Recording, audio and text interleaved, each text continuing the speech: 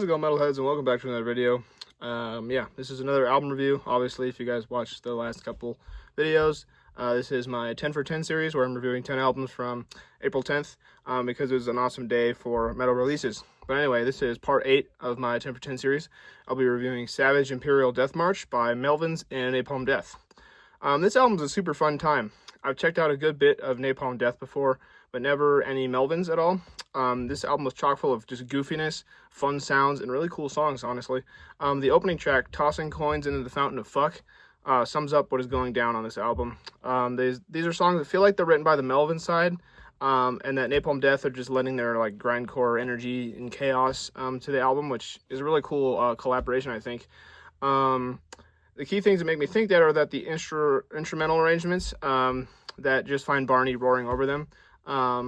So yeah, it feels like, you know, the Melvins are more on the musical side of this, and then, you know, Napalm Death is the vocals and, you know, just the chaotic elements of it. But it makes for a really cool album.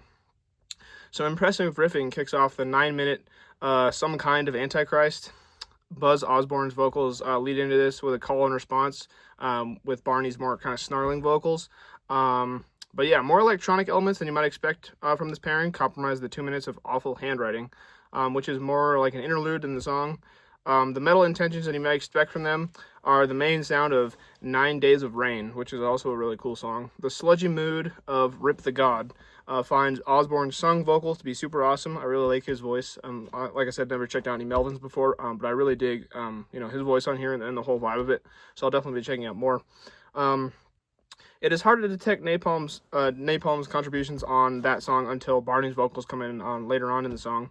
The pace picks up for Stealing Horses, which finds them splitting the difference with a more punky style riff that still incorporates the Melvins' signature like weirdness kind of thing. I get a lot of you know, weird stuff from them, like weird vibes, and a lot of people talk about how they're kind of different than other bands. I mean, obviously sludge is a kind of a weird genre in general, but that's what I get from, you know, all the Melvins and people who talk about them. There's a fair amount of chaos on this album.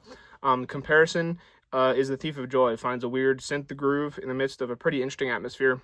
They bring the metal back, though, with the mean riff driving Death Hour that finds Buzz and Barney layering their varied vocal approaches over this, which is really cool.